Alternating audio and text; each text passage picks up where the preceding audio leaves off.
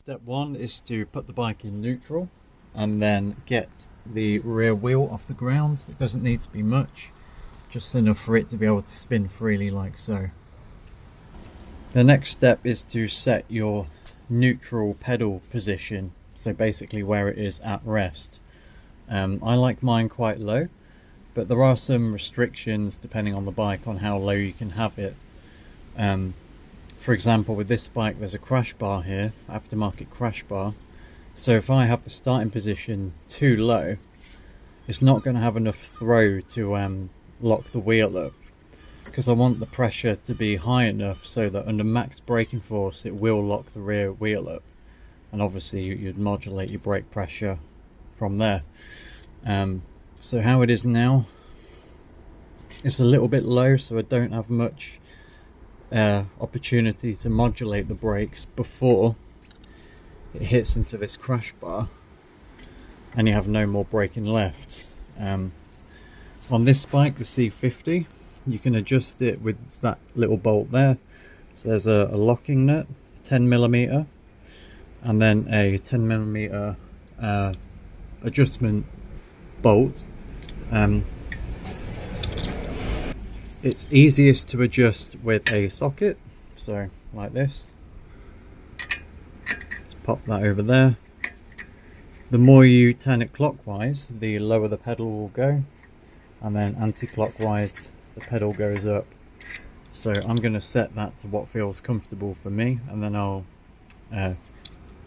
just cinch up the locking nut so it's not going to change itself over time from vibrations. So that feels good enough to me.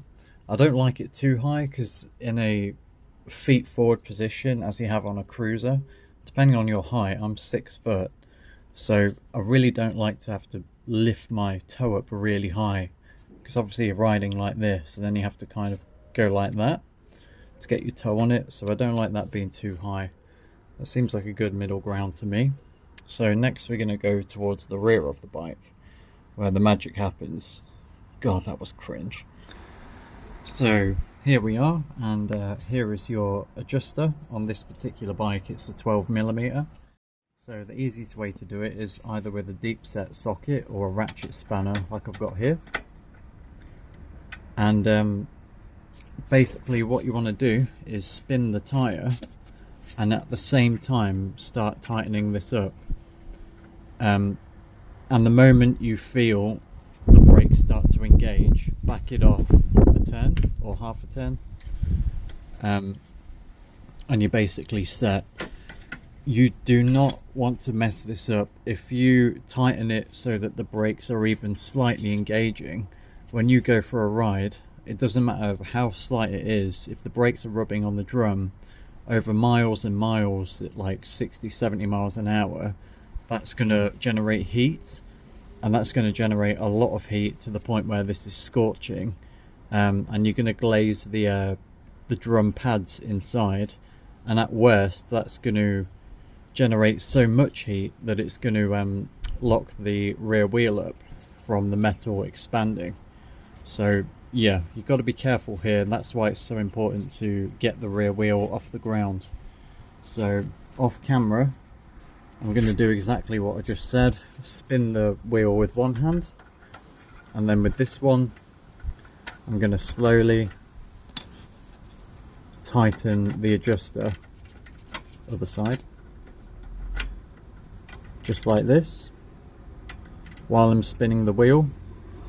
And then when I feel the brakes start to grab, back it off a turn. I can show you now what too tight looks like. So now I can feel that it's not turning completely freely. There's a little bit of brake binding, so that would be too tight. You can actually do it with your hands sometimes as well. So hopefully I've explained that well. So yeah, that's the next step. If you've completely disassembled the brake drum and taken this off before, you basically want to have this set at 12 to 6. Like if you imagine an analog clock, 6 o'clock exactly, you want that going straight down. as the brakes fade over time, you're going to need to crank this up more and more this way to take up the slack, essentially. This bike's on 24,000 miles, and I do use the rear brakes as you're supposed to. I know a lot of people don't, but you should. So there's going to be some wear on these pads. I'm not sure how long they last on this bike. I think they generally need to be replaced around 40,000, so I should still have plenty of life left in them. Anyway, I'm going off on a tangent as per, so yeah, hopefully I've explained that, and I'll get back to you once I've set the correct free play. So another thing you can do while you're adjusting is to press the rear brake as you're turning the wheel. So I like mine set so that there's probably about a centimetre of travel before the brakes start to take effect. So if I'm lightly resting my foot on the pedal, it's not going to be applying the brake. So if I push down slightly here, I've got probably about half an inch of travel. I'm just going to tighten that up a little bit more. Probably about that. So, foot off the brake, spinning freely, apply a bit of pressure, and now I literally can't turn it with my hands. And that's not a lot of movement, as you can see.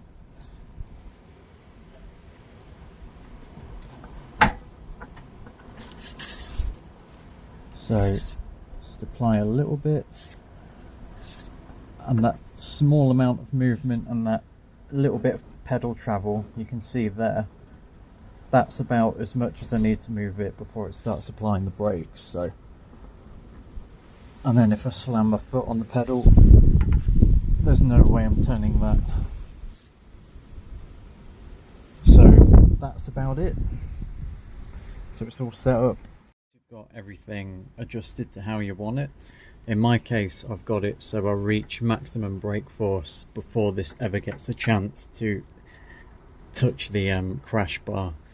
On any other bike that doesn't have an obstruction in the way like mine, you don't have to be quite so precise or pedantic with the adjustment. You just really need to make sure that the brakes aren't engaged at all, even a little bit, without touching the pedal, because that, as I said, that will generate heat and glaze the pads and potentially do more damage. So the final step is to adjust the brake light switch. Because you've messed around with everything, it's going to change when the brake light comes on. If you skip this step, the brake light is either going to always be on, or it won't come on at the right point. So you might be braking hard and the light won't come on at all. So yeah, don't skip this step. So on my bike, typically the brake light switch looks the same on most bikes. You can see it right there, and it's quite easy. You can just tighten it by hand, in or out. That's going to put more or less tension on the switch itself, which is linked to the brake arm. So you need the ignition on, obviously. So I'll just show you that now. So with the bit zoomed in. So with the ignition on, you can just about see it. So I'm pushing the brake pedal here, and there is the light. And in my case, it's turning the light on about halfway down the pedal travel. So I need to make a small adjustment.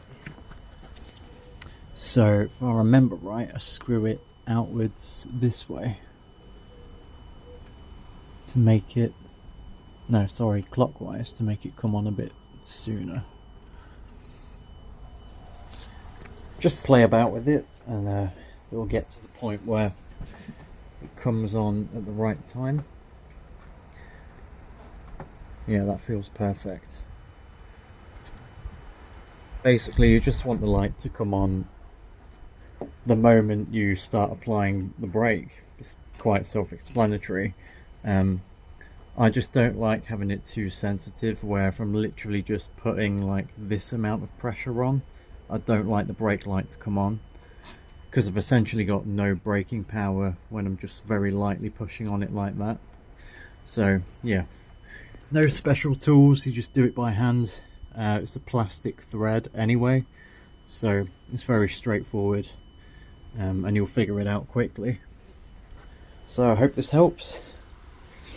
Drum brakes are a bit antiquated, not many bikes even have them anymore. It's typically on dirt bikes or older Hondas, older kind of metric bikes and cruisers. This is a big heavy ass bike, I think it's 650 pounds, maybe more than that. So I appreciate any kind of braking power that I can get. So yeah, hope this helps. Not really much else to say, so cheers.